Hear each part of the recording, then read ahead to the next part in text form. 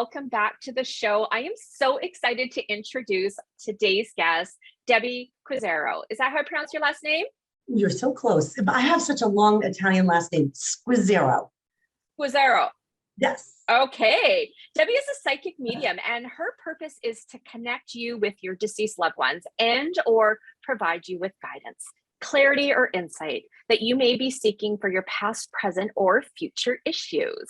She encourages her clients to live successful, fulfilling lives by delivering accurate healing and loving information during their session. She empowers people who may be struggling with everyday life issues or grief by teaching them about death, dying, the other side, and or their own energy and intuition. Her goal is for each client to experience a positive healing session, leaving them with a sense of ease, closure, and healing. Welcome to the show, Debbie. I'm so happy to have you on. Whitney, thank you so much. I'm super excited to be here with you today. Thank you. Oh, you're welcome. So I'm just going to let my listeners know, I actually started following Debbie a little while ago on Instagram, and I just fell in love with her vibe. She is so authentic. She posts tons of pictures. And for us intuitives, we can pick up vibes from people through pictures and things like that. And I thought, oh my God, I love that lady. I got to get her on my show.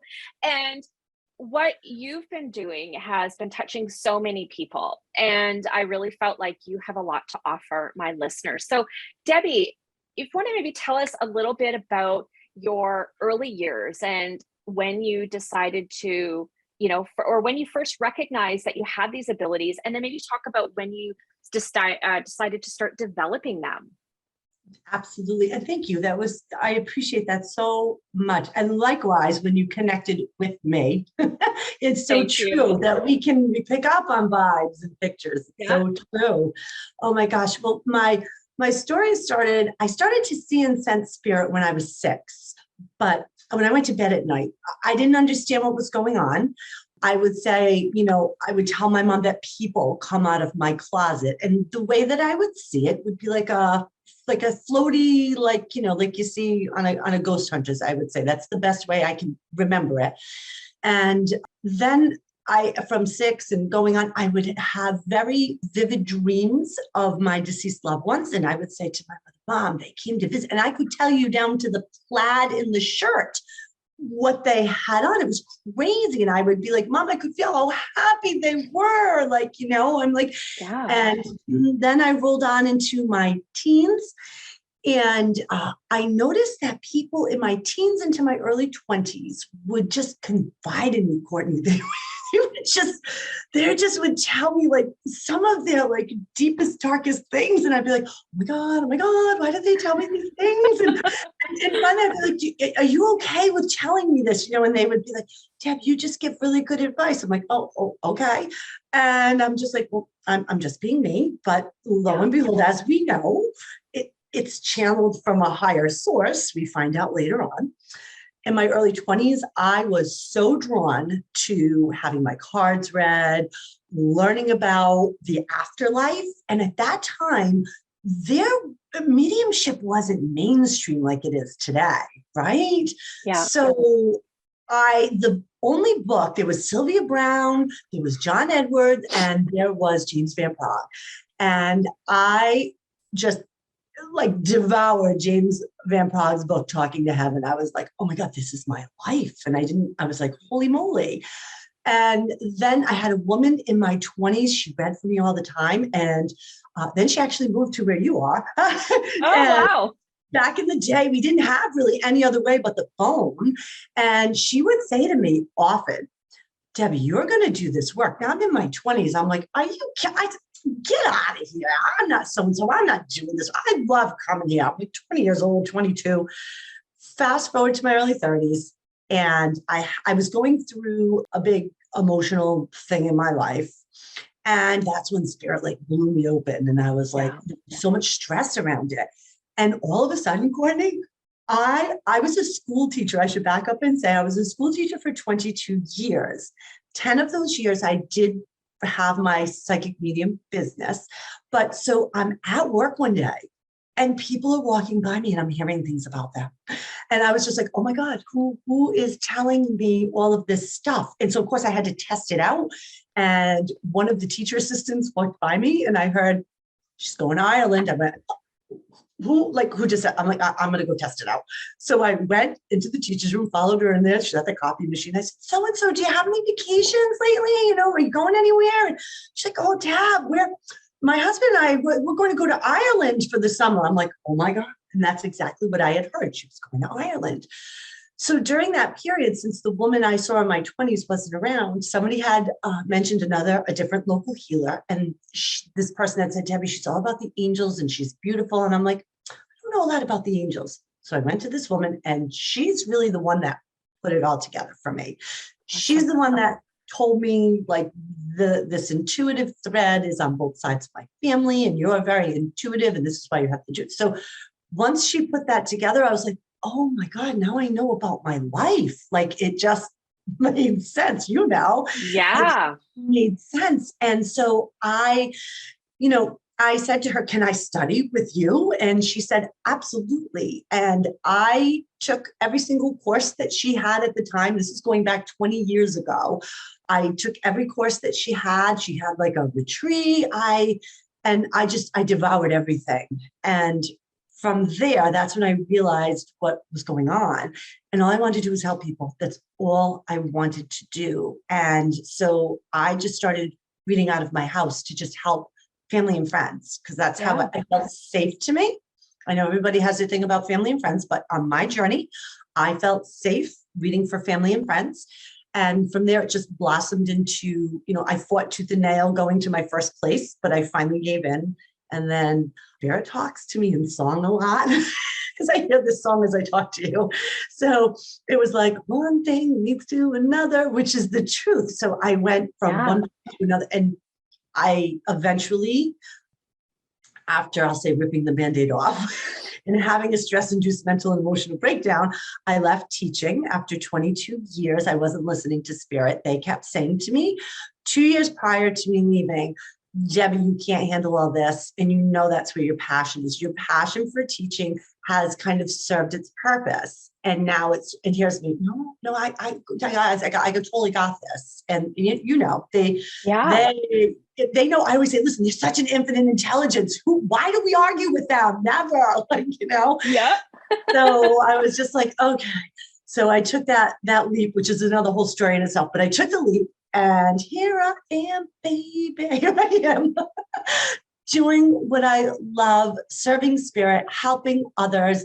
It truly is my passion. And you will always hear me say, I just got to chill because it's the truth. You will always hear me say that I don't work a job anymore. I am just so grateful to live my passion each and every day. I know you totally understand. You have the same fire I do about what we do. And it's incredible because, my story is different, but yet there's similarities between yours. And before I left my job, Spirit had actually told me how many years it was going to be until I left my job. I said, are you kidding me? I'm not leaving my job. I've got salary, I have benefits. It's great. Like, what are you talking about? And they actually ended up telling me when I would be leaving. And I said, no. Well, it's funny when we don't listen to Spirit, how they kind of maneuver you to get to this place of understanding, okay, guys, I see what you're getting at. And it actually was within that time frame that I ended up leaving my job. And, that's so beautiful when you mentioned like, this is your passion. It's not a job. And, this is an interesting vocation that we both have where we're an ambassador for the spirit world. And we're serving both planes of existence, both worlds. And, I always tell people, especially when they're wanting to develop and they are working professionally, if you don't enjoy what you're doing, don't be doing it, because you're not giving the spirit world what they need in order to bring through that healing through their evidence, their validation, their love. So I'm curious, you do have a master's degree in special education. How has that helped you, or has it helped you in your work as a light worker, as a psychic medium? I spent so many years in education, and I'll tell you what I really love. And I had the little ones. I had early childhood. I had 5 and 6 year olds for 22 years, and I loved them. And that really has prepared me for, I will sit with families and they will say to me, Debbie, I have a child that's like younger than 10 or younger than 18 or do you, would you sit with them? And I always say to them, listen, if they are open to it and you think that they can handle it and they're open to it, I said, I am more than happy. And Spirit has shown me on more than one occasion, the very first reading I ever did for a young man who I'm still like when he was 10 and he's now 18, God bless him. And I've seen him through all these stages. And the first time Spirit showed me, I had to pull a chair next to him and we sat knee to knee. And I said to him, do you mind if I just hold your hands for a little bit? And I held his hands. And, it's like having that teaching experience with my degree, it just gives me, I feel as though Spirit gives me an added layer I have the tools. Thank you. I do feel like that way. I have the tools to help these younger children who have experienced loss and help them navigate. It gives me the vocabulary or just, how to interact with them and what to say. And I feel very comfortable around them. And I feel as though that is truly how my degree, my advanced degree, my master's degree has really helped me with my mediumship. It's all connected in the end. Absolutely. And the spirit world, and this will kind of tie over into something else you and I were talking about before we started recording. But, spirit will take our past education, our past experiences, and that will kind of be put together and orchestrated or molded into us being our own unique mediums and readers, and we have the set of abilities and tools and a different level of awareness where we can help meet the sitter's needs. And it's interesting because spirit will bring people to you that you can really help and that you can relate to and whom can understand you. So it's neat to see how your past education, your past work experience has still kind of not trickled, but it really has blended into this new work with spirit, like this transition. That's incredible. Yeah. It's really to see like, a 5, a 6, even like an 8 or a 10-year-old, and they just like look at you and they're like, you get it, or you've helped me. And it just, oh my God, it makes my heart so happy. It's beautiful. You and I were, innocent. they are, and they need somebody who can help them understand at their own level. Absolutely. Oh my God, that's perfect, Courtney. And you are right. And that's the other thing that my degree has helped me to do. I always say, listen, I can get those 5 and 6-year-olds in order and get somebody's behavior management strategy. But I can talk on their level though. I have that vocabulary or that language. So yes. Yeah, it's so perfect. True. Yeah. In our conversation before we started recording, we were talking about, Debbie, that there's so much information. There's so many new people on social media that are promoting their spiritual business, their psychic mediumistic abilities, their services. And we were also talking about how there seems to be like cliques or niches or gossiping, and where you and I are kind of on the same page where there shouldn't be that comparison or that gossiping, and that we're there to support one another. How do you feel, since it has become more mainstream, the level of spirituality of these workers or these people are you even comfortable commenting on that? Just because somebody's a medium or a psychic medium does not mean they're spiritual. Mm-hmm. And just kind of, what are your comments or thoughts or takes on what you're seeing in the spiritual community right now? Are these people spiritual? What are your thoughts on that? Because we had some really great conversation, which I wish I'd pressed record on. That's okay. This has been, Courtney, a huge learning with me with spirit. I'm very naive, in which I think everyone is kind and good, and I want to see that in them.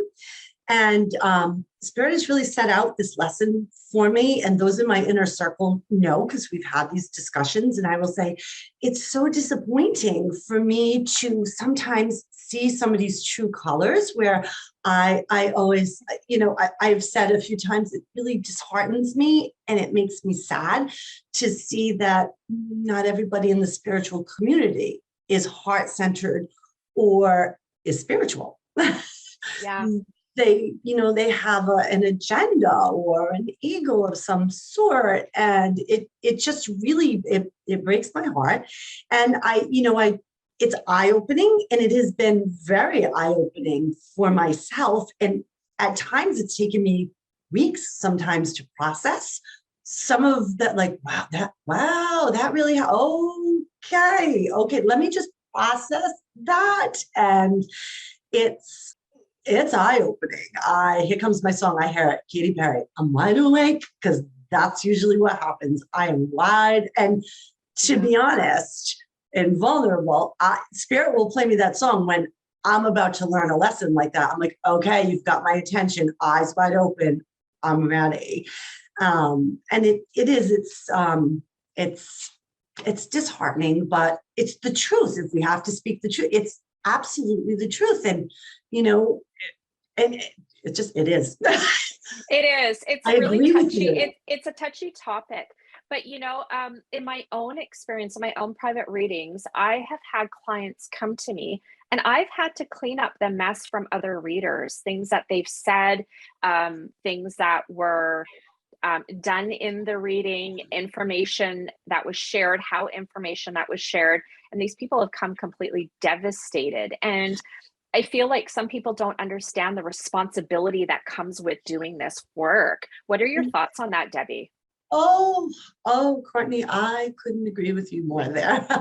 I will frequently say that this work is not for the faint at heart at all. It's challenging sometimes. It's difficult, especially when you have to go back and, as you said, clean up a mess or give clarification to something that they were just so misinformed. And you're just like, wow, okay.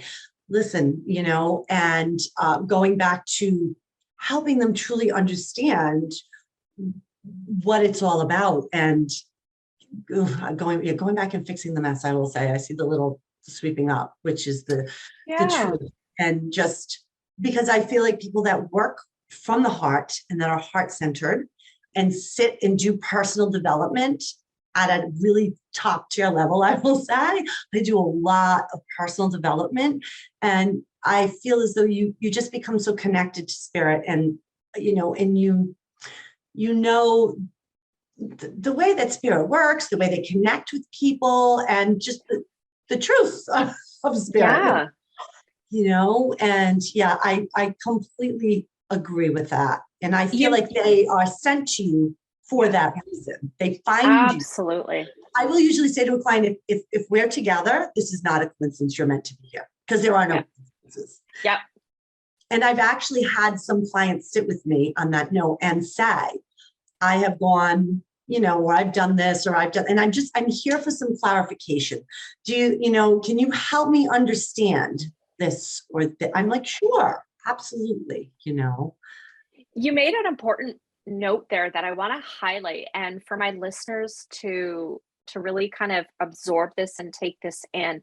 And it really rings true to me, because it's something that I teach my students in circles and in workshops, that a huge part of our mediumship development is our inner healing. And you said that personal development. Do you want to touch on that, or maybe expand a little bit more on what that personal development looks like for some of the listeners that are in the early stages of their development, and really just kind of trying to sort through all of the changes and the transformation that comes with opening up to our abilities and then embracing them? Absolutely, because in my beginning years of developing, I wish I had known that. But 20 years ago, when this all started for me, it wasn't as mainstream as it is now. And there's no Arthur Finley, college online or anything. So we did the best that we could. But I have learned, I want to say, over the last 10 years or so, 8 to 10 years, that self-discipline in becoming a medium is the most important thing that you can do. And the self-discipline to me personally looks like this. You commit to a meditation practice, whatever that looks like for you. For me, it's also committing to, in my own practice, in my own self-development, that also included journaling. I'm a big journal person. Me too. And working through a lot of my emotional blocks, a lot of my just situations in my life about myself. You know, we all have, I always say, welcome to Earth School. We all have the baggage. So yeah, working through like my self-worth, my self-love, like, you know, that is, I journal about that. So for people starting out and doing mediumship, self-discipline in the areas, in my opinion, of making time, you have to, in my opinion, if you want the spirit world to help you and do this work, you also, it's a double commitment. You just can't show up for a client and be like, I know that spirit always shows up, but, you know, to the intensity or degree, I truly feel as though the more personal healing, the more vulnerable I became, the more I opened up, the more I realized I didn't love myself and what that looked like, what it entailed. That is when my mediumship really started to change for me, huge. But starting off, self-discipline and in the areas of, you definitely need a meditation practice. I highly encourage journaling. I also encourage making time to do anything self-care in terms of either getting out in nature or whatever you find, riding your bike, relaxing. Like you can't just go, because I will tell my clients this often, spirit will come to you a lot when you are doing involuntary things. And I tell people, this is what this means when I say do involuntary. I blow my hair dry, things you don't have to think about. I get my best messages from okay, I'll look into that. Let me make a note, you know. I get it.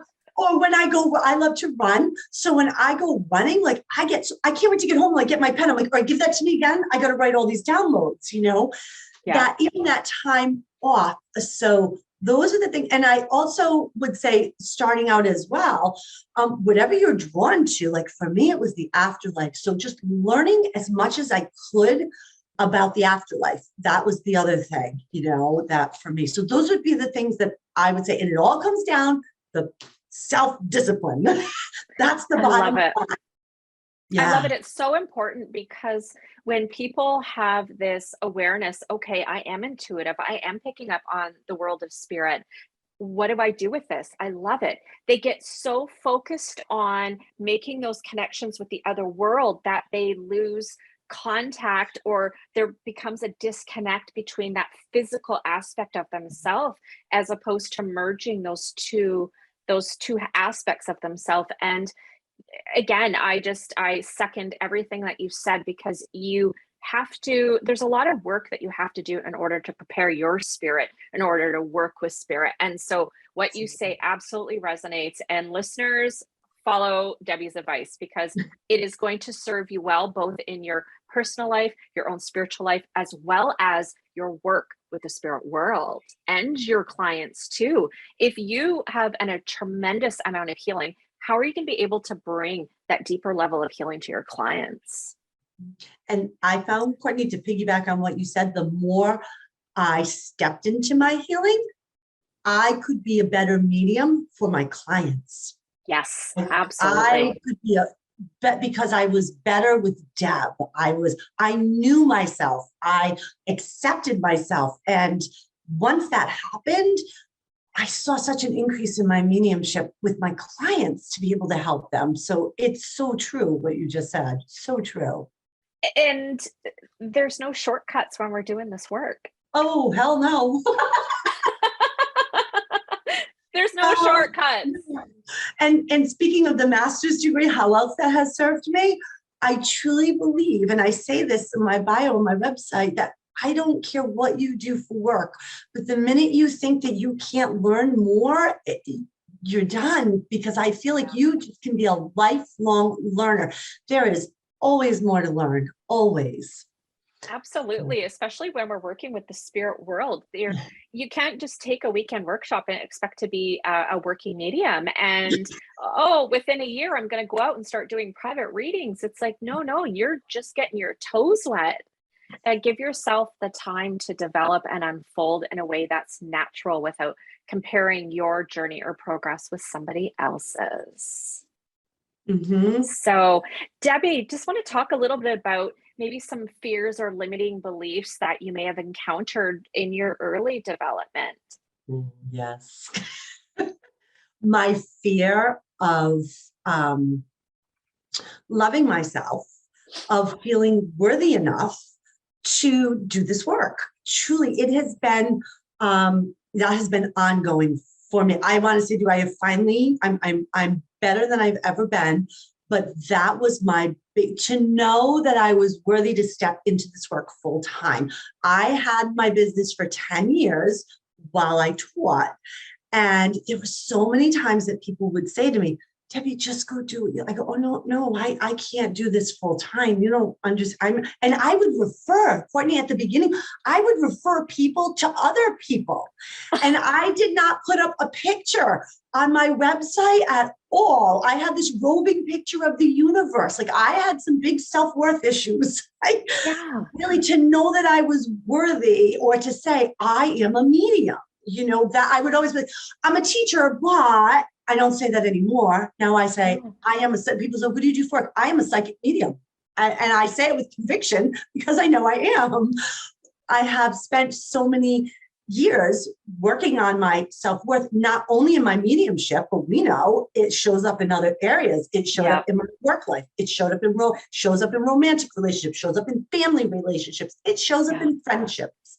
That thread of self-worth and self-love, which I know many of us go through, that was my biggest struggle in my mediumship. And I'll frequently say, for every baby step I took forward of go ahead, Debbie, you can go, you can do this, I took 10 steps back until I finally was like, here I am. I'm like, no, I really am a medium. I am. Yeah. And I love this. And I help people and I inspire people. And it feels so good to just work from such a heart-centered, selfless place. So I struggled with the self-worth. That was my biggest. And the more I learned to love myself and to be more vulnerable with people about who I am and what I'm about. Yeah. It started to all, I heard on the song, come together, and it did. It started to all come together. So thank you. And you know what's so interesting is you're hearing songs. Spirit often will play songs to me too, and I'm hearing Lady Gaga. I'm born this way. I was born this way. I gotta tell you, when I do an event, I use that song. Do you? Yes, because it's so true. You feel like when you're a medium, you're born that, you're really born that way. And you take half your life to figure out what the hell is going on. And I usually will say too, listen, nobody grows up and says, hey, I'd like to be a professional psychic medium. Sign me up. Where do I go to school? It's a little different now because we know of some schools, but I mean, really, most people don't grow up saying, this is what I choose. We usually end up fighting with spirit about it, right? Absolutely. It's like there's this denial. I'm not really this. And we try to argue the case, but then we get to this point in our life, and often it's this place where we find ourselves kind of like knees on the floor, begging for help. Something happens, like catastrophe or like a big trauma or a big loss or a big shift in our life where everything comes full circle, and it's like, wow, this is what I am. This is who I am. And it's neat how the spirit world, time does not exist in the other world. So they just wait for us to figure it out and go, okay, are you ready now? And sometimes, because I know you've also had those, like you said, I call them like the whipping the Band-Aid off or the tablecloth moment. I know we've had similar paths that way where we I love your word, we deny it until spirit comes in. It's like, listen, you're really off your path, in a bad way. So we're really just going to rip that Band-Aid off super hard. Yeah. So you listen. Absolutely. Just wondering if you could touch a little bit on your training and some of the international psychic mediums that you have worked with or worked under, who you've sought guidance from, and how having that additional mentoring helped you on your journey of mediumship. Oh, thank you. Yeah, I've studied with a lot of different people, and I love it because they all bring something different to the table, Yeah. which I love because I say in my mediumship toolbox, they all, we were talking about this earlier before we got on, and we were saying how, mediumship is it's such an individualized, beautiful craft and gift. Yeah. And we all receive differently, and we all channel and deliver the messages differently. And you will find the people that resonate and connect with you. And we were saying this, how this is so true. Yeah. And let me start back in the day when I was really looking for something, there was nobody around. And I kept saying to Spirit, can you bring me somebody? And it was years. And then I crossed paths, and no coincidence, of course, there's none ever. Yeah. Probably about 4 or 5 years ago now, I crossed paths with Lindsay Marino. And no coincidence, she was a school teacher who left her teaching position to become a medium, right? So she totally understood so I immediately felt drawn to study with her. I still to this day study with Lindsay. I have also studied with Thomas John. I did a beautiful workshop with him in the Berkshires, a week long in 2019. That was a coming out workshop for me. It was the first time I was ever with mediums from all different parts of the country. And I still hadn't had my coming out party yet. I was still with the roving universe picture, and I'm not worthy. And I was just like, oh my God, look, I'm like, this is what you do? Oh my God, you do this full time, and tell me more. I was that was a game changer for me in 2019. I came back with Diana Ross. I'm coming out. And I came back with Patti LaBelle. I got a new attitude. That really changed me there. I also have studied and taken classes with 2 UK mediums, with Martin Twycross, who I really enjoy, and Andy Bing, who I really enjoy. Yes. They have given me I love studying with the mediums from the UK. They give me, there's such a different perspective, which I love. Oh yeah. I eat it up. It was sometimes it's oh my gosh, wow. And the teacher in me is taking 100,000 notes as I'm going through as they're talking. But yeah, I feel blessed to have studied with, taken class with these beautiful psychic mediums. I always say they have inspired me, each and every one of them in their own way. They have inspired me. They have pushed me. I just look at them and go, wow, they're amazing. And they truly inspire me. What I love about what you've just mentioned there is that you've had a variety of teachers, and so have I. And we've been doing each this work different for different amounts of time, but we're still looking to learn. There's still more to learn. There's still more experiences to have. And I currently still do mentor with a UK medium, Tony Stockwell, and all of their different teaching styles, it's quite different than North America. And it's neat because then you can learn different ways on how to enhance your mediumship. And there's not one mentor for everybody, and so keep exploring, keep learning. And you've been doing this for many years now, and it's wonderful that you're still pursuing the education in this. And so for those listeners out there, recognize that you might have these natural abilities, but it's still important to get a mentor, get some foundational training, and continue to fine tune this craft of yours. Mm-hmm. And do you have any advice for those that are just developing, or those that are kind of looking at maybe wanting to do this more professionally? I would say just for developing, before I was saying about the self-discipline. And I know everybody, we talked about this earlier too, everybody has their own way of how their unfoldment of mediumship and their journey happens. For me, what was comfortable for me was reading from my family and friends. That was comfortable for me. I know other people but you know too much about it. But for me, that was my journey.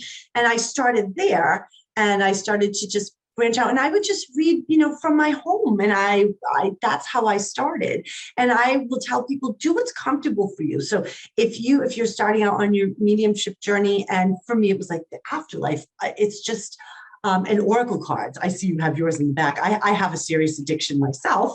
And when you post your cards, I go, I got to have the deck. Yep, I have the deck. Yep, I have the deck. It's so funny.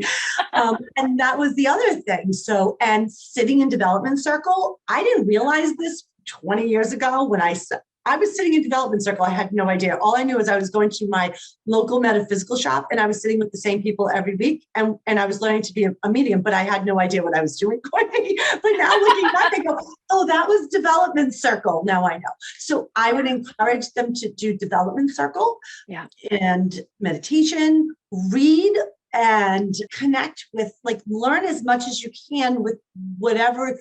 The metaphysical world is so big. So if it's mediumship, then afterlife, or for some people it's Reiki, so energy work. But I just feel like, learn as much as you can from the people that you're drawn to or that inspire you.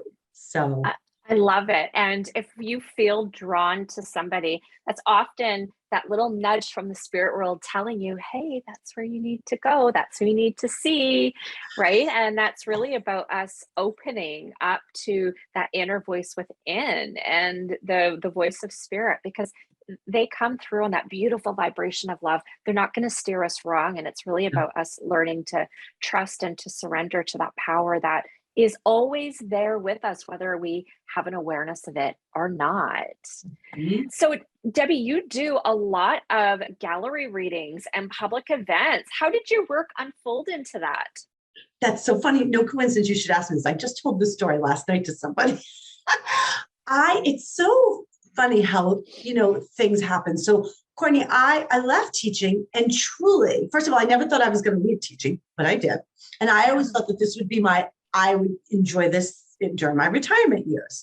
So once I left teaching, Spirit kept showing me in front of all of these people. I went, oh, no. I go, we're not going there. I go, I can't stand up before all those people. We're not doing this. Are you guys out of your head? This is not working. No way.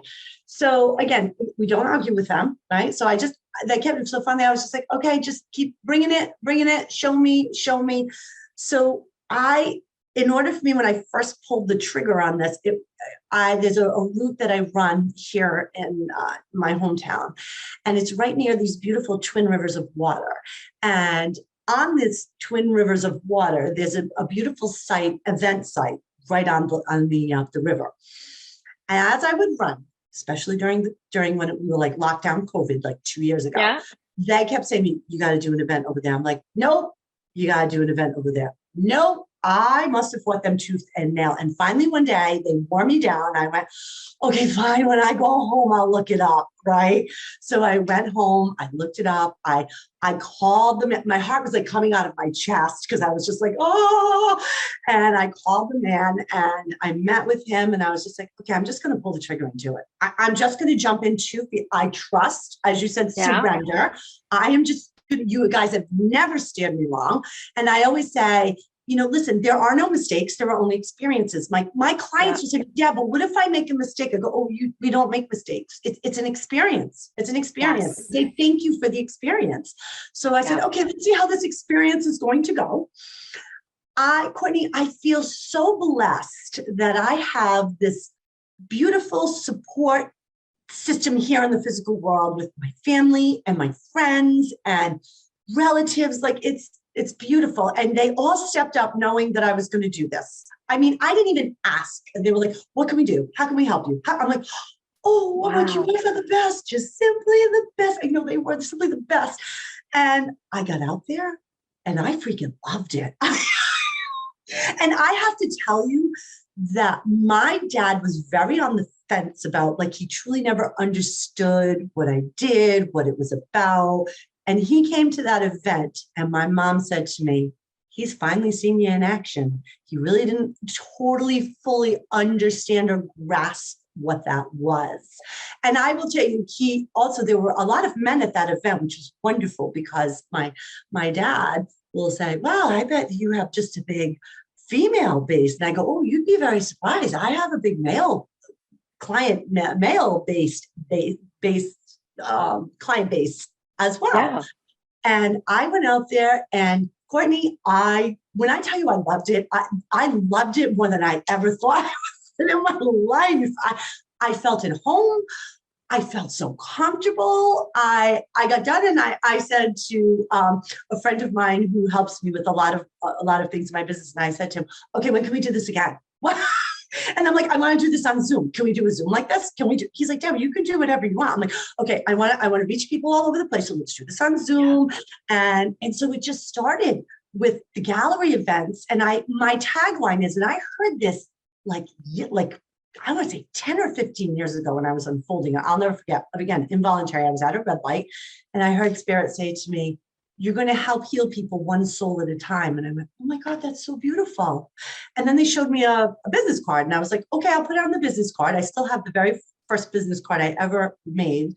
And I just feel like when I do those gallery events, you can just reach so many people. And it's just, the energy there is so beautiful, and it's so inspiring and loving. And I really feel like I'm in my element. And I really thought, if you were to ask me this 2 years ago, even a year ago or 2 years ago, I would have said, "I'm just going to be in my office." No, I want to be doing gallery events. That's where my love is, which is so surprising because I didn't think that's where I would be.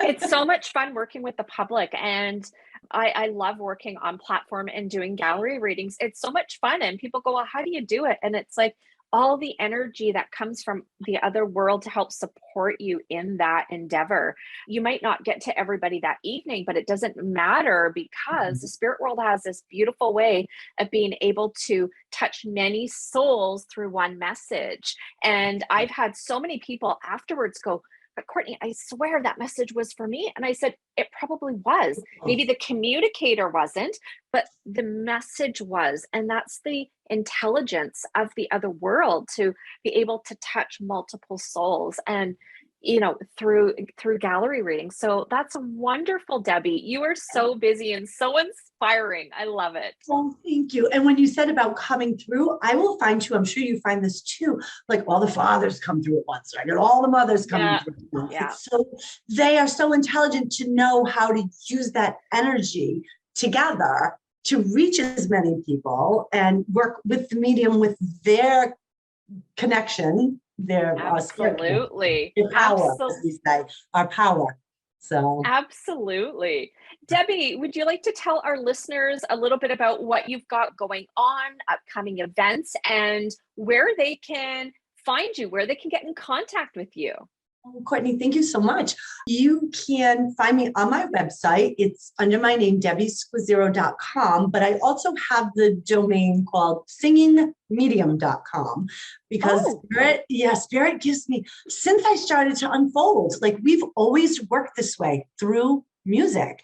And when I tell you, I always say, listen, and this is the truth, I couldn't pull the song sometimes out of my ass if I tried. Sometimes I got to look it up on Siri. I'm like, listen, I hear this line. What does it go to? What song? So I have singingmedium.com, debbiesquizzero.com. I do at least once, twice, sometimes 3 times a month. I love offering these 8-person Zoom readings, group online readings, and I leave it just to 8 people. Every person receives a reading when I do this. So you have, I always say, everyone gets about approximately like a 12-minute reading. I will never cut off Spirit if we're going a minute or so longer. You know how that rolls. So I love those. So you can register for those on my website. I have one coming up on July 11th. And every service on my website, I do in person and in Zoom. So if you want to do, I offer a family reading for 3 to 5 people who all want to hear from the same deceased loved ones. I can do that via Zoom. I've done that many times via Zoom, and people will always, do you get this question a lot too, Courtney, about, well, does it matter if it's Zoom and phone? Like, do I need to be with you, right? And I always say, listen, energy is energy is energy. And sometimes personally for me, this is just how I feel. When I'm working through an electronic device, and spirit is like energy. Sometimes I feel like it's a little heightened, sometimes even more, and I tell people, oh, never fear. I use this story and say, listen, I was on the phone with Vitamix lady from my blender on customer service, and I channeled your grandfather, and I never do things like that. I usually like have that respect, but it was so strong that because usually I'm like, no, but this was so strong. And so and she was so grateful. It was meant to happen. But that was over the phone. So, yeah, you can do all the services that are listed on my website. And the other thing I do have is I started about a year or so ago, a YouTube channel, because 10 years that I had my business while I was teaching, I received so many questions, and the same questions about death, dying, the other side, metaphysical things like how to get into a higher vibration. What does that mean? So I decided to start a YouTube channel where I answer a lot of those questions for people. So that is under Debbie Squizzero, Evidential Psychic Medium. And I'm also on Instagram and Facebook under my name. So you can connect with me anywhere. And just like I fought my mediumship, I fought being on social media tooth and nail, and I absolutely freaking love it. Just like I fought like we're going to go to gallery, and I freaking love it. So it's interesting how there's that natural progression, right? Spirit goes, okay, now you've done this. Now we're leveling up a little bit more. They're giving you increments. Well, Debbie, it has been an absolute honor to be able to connect with you. I know that we have connected on social media, but it's nice to do it face to face, even though we're doing it this way through Zoom. And it's just been so nice to connect with you, to have you share your story in such an authentic way, and that it's relatable to the listeners, because somebody who is successful, they still have a journey. They still have had things that they've had to overcome. And so, like you said, we don't make mistakes. It's all experiences. And so you've really touched on a lot of those key components for those that are developing, and even those that are working professionally. It's good to have those reminders and come back home to that heart space and go, okay, let's get anchored in our why and make sure our foundation is solid.